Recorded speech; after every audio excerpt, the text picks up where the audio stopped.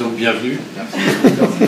Et donc sur cette expo, j'avais deux ambitions. C'était un peu de confronter deux peintres que j'aime beaucoup, qui sont Ingres et Sargent.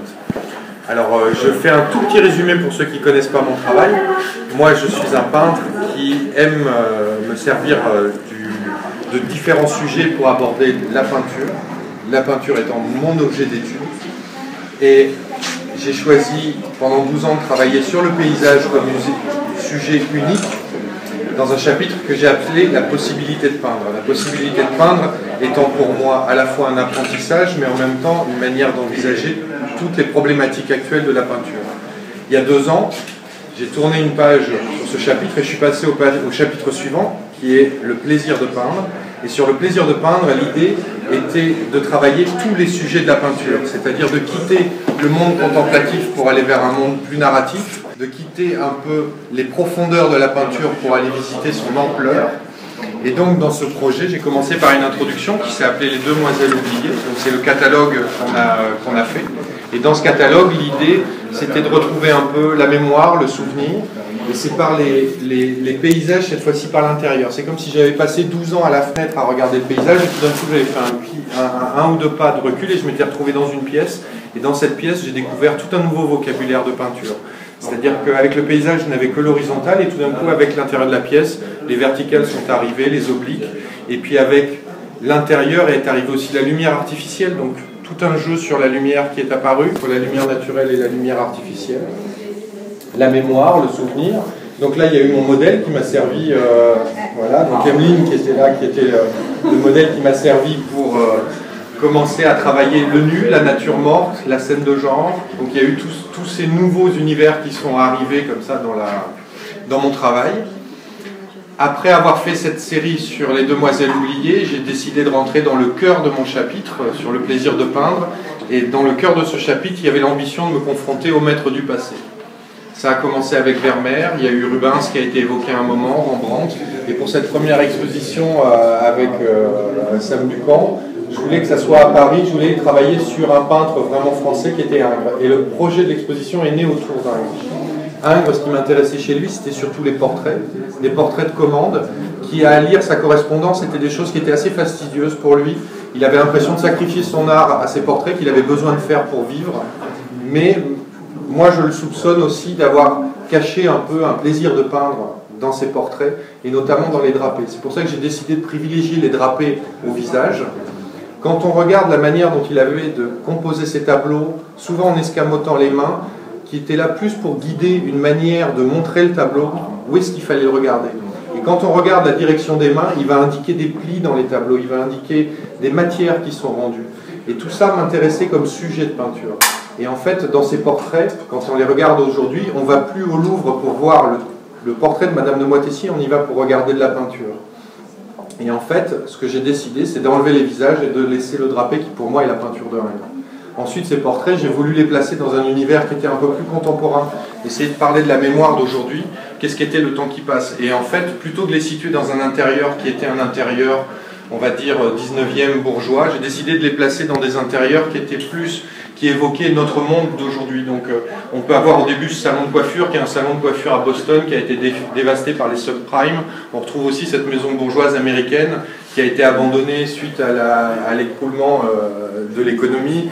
On a ici un intérieur japonais, qui a été en fait abandonné après Fukushima.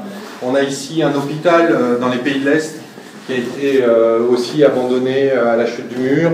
Ici, on est plus dans un intérieur à Leipzig, dans le Spinnerei, qui est une usine de lin dans laquelle j'ai travaillé pendant 2 ans. Donc voilà, il y avait ce jeu de la mémoire. Ensuite, le peintre a un problème, c'est qu'il doit parler du temps. Et pour parler du temps, il n'a qu'un seul espace, qui est en 2 dimensions. C'est la particularité du peintre comparé à d'autres artistes, comparé au musicien, à l'écrivain, qui lui va avoir un début, un milieu, une fin, donc il va situer le spectateur dans une temporalité.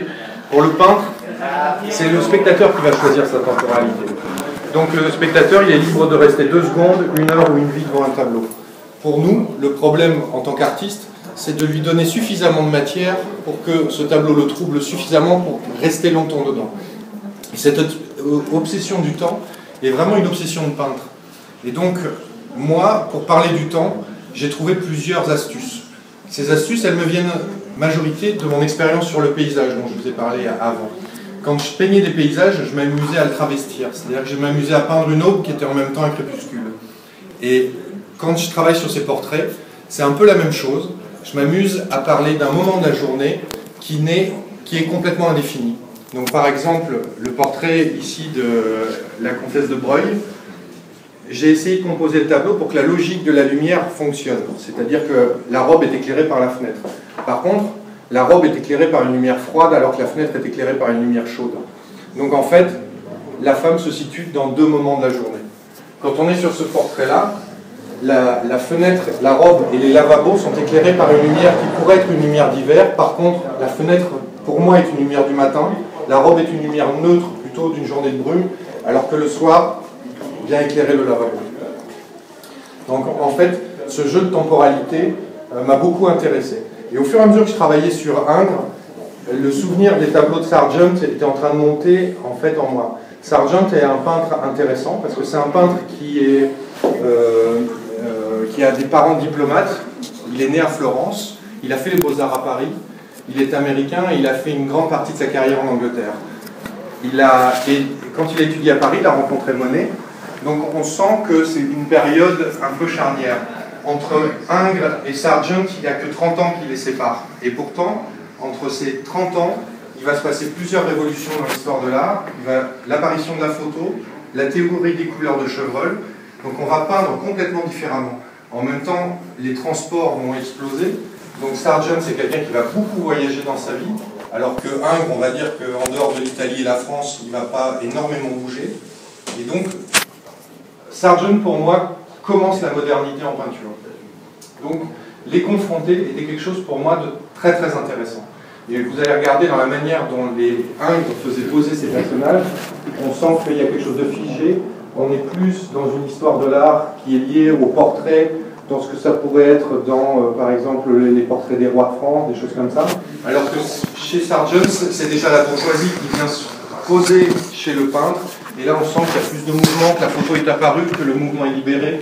Moi, j'aime beaucoup les deux femmes qui s'enlacent au début. Elles sont prises comme ça, comme si c'était un Polaroid dans un éclat de rire, alors que ça reste une peinture. Et le sujet de cette exposition reste et demeure pour moi la peinture. Et tout ce dont je vous ai parlé, en fait, ne sert à rien, ce n'est qu'un prétexte pour parler. Bravo.